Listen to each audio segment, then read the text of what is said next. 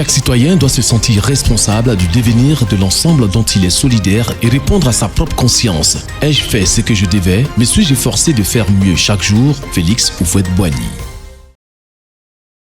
Nous sommes le jeudi 15 janvier 2026. Nous rendons compte que 2 semaines de cette nouvelle année se sont déjà écoulées. Et nous continuons à parler de la vieillesse.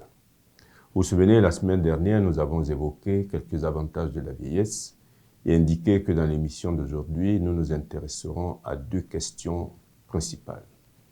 La première, que doivent faire les personnes qui ont atteint l'âge de la vieillesse? Et la deuxième, comment la société dans laquelle elles vivent doit les considérer et que doit faire cette société pour elles. Commençons par la première question. Que doit faire celui qui est arrivé à cette étape de sa vie? Plusieurs choses que nous citerons ci-après, pêle-mêle, peuvent être faites par ces personnes. Se réjouir d'être parmi les privilégiés. Nous l'avons dit, atteindre l'âge de la vieillesse est une bénédiction. Donc ces personnes doivent se réjouir d'être parmi les privilégiés, car malheureusement tout le monde n'atteint pas cet âge. Et bien sûr, remercier le Créateur pour cette grâce.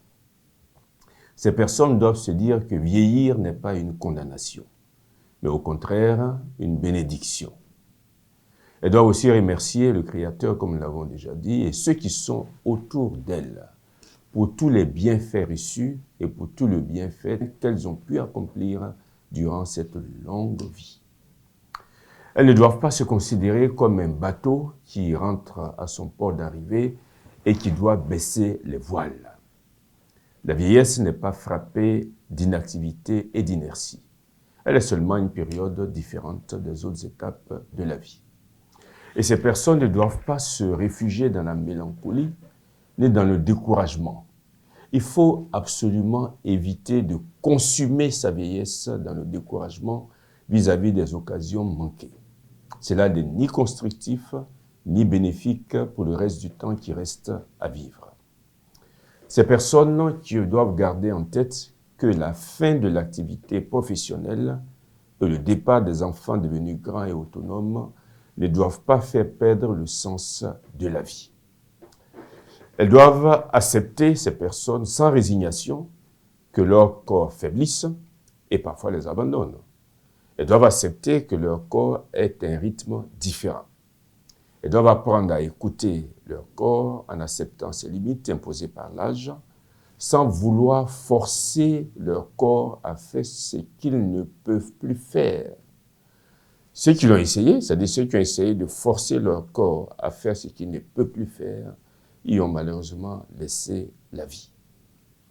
Elles ne doivent pas entretenir et développer en elles un sentiment d'amertume né de la perte des choses passées. Au contraire, ces personnes qui ont atteint l'âge de la vieillesse doivent s'ouvrir et profiter de l'arrivée de nouvelles choses.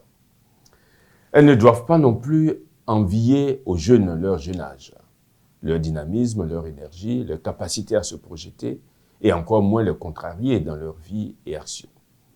La vieillesse, nous l'avons indiqué depuis les premières émissions, consacrée à ce beau sujet, a son propre sens, ses propres valeurs, ses joies et ses charmes qu'il faut apprendre, qu'il faut savoir découvrir.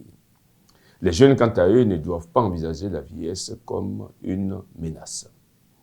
Et ces personnes, enfin, doivent savoir que la solitude fait partie intégrante de la vieillesse. Quelles en sont les raisons? Eh bien, elles sont multiples, ces raisons. Nous pouvons citer celles-ci.